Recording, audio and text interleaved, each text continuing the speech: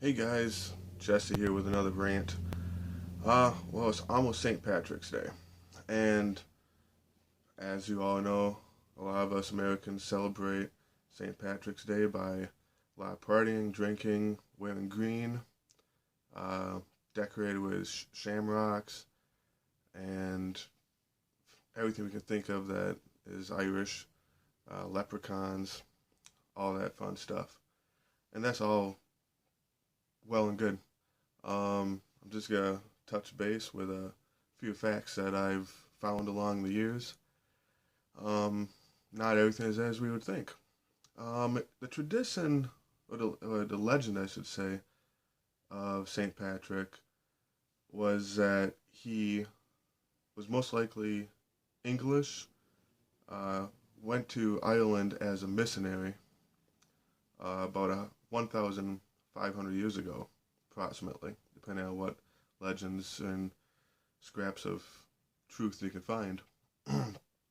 Says that he spent the last 30 years of his life in Ireland, uh, bringing pagans to Christianity and uh, ordaining pastors and stuff to uh, get Christianity rolling in Ireland, basically.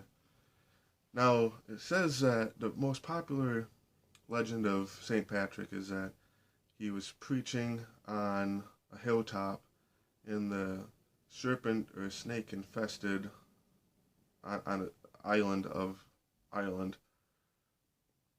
And by preaching, he drove away all the snakes that infested the island, drove them into the ocean.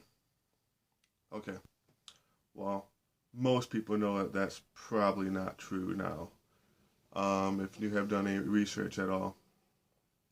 In fact, Ireland probably never had any snakes, or very few, if any at all, because it's a small island, always been surrounded by water, and before that it was covered in ice from the Ice Age. So there's really never been many snakes in Ireland. Uh, it was him driving them away was metaphorically used to talk about him driving paganism out of Ireland. And I mean, that's pretty historically, scholarly proven now. Um, the thing about the snake, uh, that's a common pagan symbol, and it was with the Celtics, the Druids that inhabited Ireland. Uh, the snake is a symbol of his, wisdom, healing, immortality. Healing was a big thing among the Druids. They were pagan, which always deals with nature and Mother Nature and healing and everything that goes along with that. So yeah, um, where was I at? March 17th, which was when we celebrate St. Patrick's Day, it is reportedly his actual date of death. So we're celebrating the day that he died. So depending on which way you look at it, if you're looking at it from the pagan perspective, I guess that'd be a good thing because that's the day he died. But it's actually celebrated in reflection of the good deeds he did for Christianity, at least. Um, it's actually meant to, just like I spoke about Valentine's Day being a replacement of a pagan holiday in my last video. St. Patrick's Day was partly for a replacement of the second spring festival in paganism, also the also known as the spring equinox, which is celebrated toward the end of March, which is actually more so for the whole of Christianity, the celebration of Easter. And I'm not gonna touch on that subject too much because I don't want to get two holidays information blended together, get things too complicated. I'll cover Easter on a small video after this. A couple things for simulation and to make the transition easier was they put the Irish put a sun in the middle of their cross, which was I think referred to as the chest plate of St. Patrick or something like that. And the sun is a common symbol of paganism, nature worship, sun worship, all the things that give us life.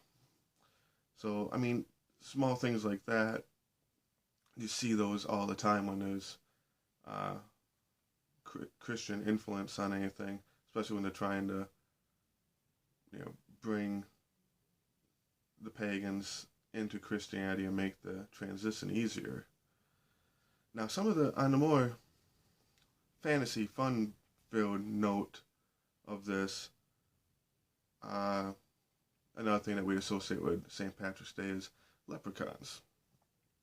Now, from my research, leprechauns are not a prominent historical character in Irish folklore or mythology. It seems to be more of a Disney and popular culture uh, introduction. But leprechauns are based off of fairies. Now, not like the fairies like Tinkerbell, and real fairies that have been believed in and I don't know worshipped, but more like respected in ancient pagan religions. The Irish are mythology and folklore. Fairies have a predominant aspect in them. They are very respected. And you don't mess with the fairies. They a lot of times, contrary to how we think of fairies nowadays as little whimsical, Tinkerbell type Disney characters, they could be in actual folklore. They could be seen as anything. They could be the guy staying next to you. They could take on any form they wanted. Kind of like how modern Christianity views like angels or stuff like that. They can be the neighbor the wanderer that comes to your door type thing. Also, other stories say they could be seen as large black dogs, like the size of horses. A lot of times, like walking on the road or crossing a bridge type thing.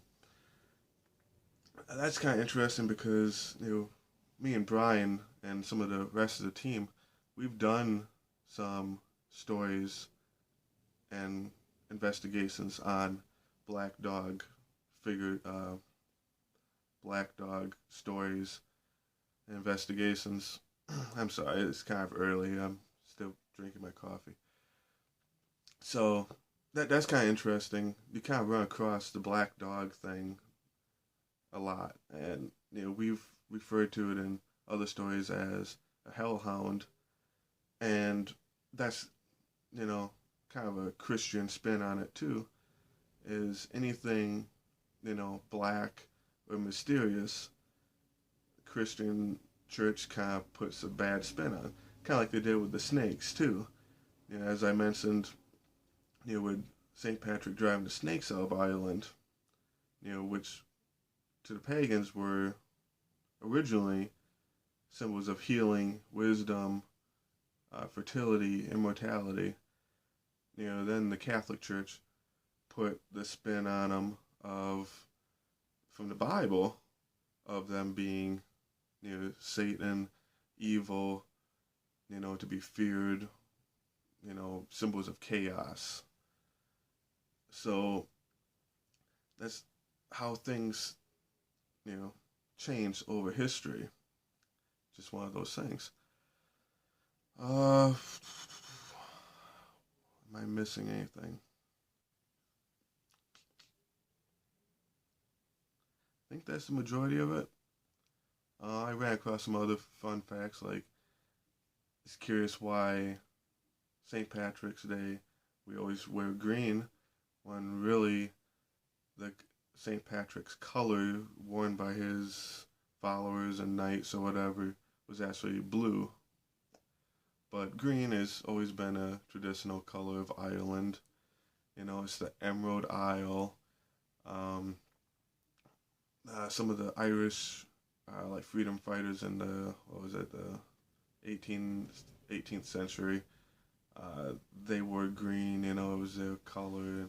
So, I mean, there's a lot of different things that contribute to all these things that culminate to what we, celebrate nowadays. And that's why I'm doing these videos, is just because it's interesting seeing today's festivities and finding out where they came from, what made them what they are. You know, you may not agree with it. You know, some of these is contradicting elements too. So, like I said, kind of ties into this one with Easter coming up here, was shortly after St. Patrick's Day. I'll be doing a video on that too, and that's really, I'm looking forward to that one because there's some really interesting and surprising facts that I honestly did not know until recently. I'm doing a little research on it, so that's gonna be a fun video. You know, I've always wondered how the bunnies and Easter eggs coming out of the bunnies or Cadbury. I always been confusing, and most people I know is typically confused by the symbols of Easter and what they possibly have to do with Christ being resurrected after 3 days. Where did the bunny and the egg come from? It doesn't seem to make much sense. So we're going to look into that in our next video. So hope you enjoyed this. Hopefully it gave you a few more insights. So, but the next video is going to be really fun. So I'll see you guys then.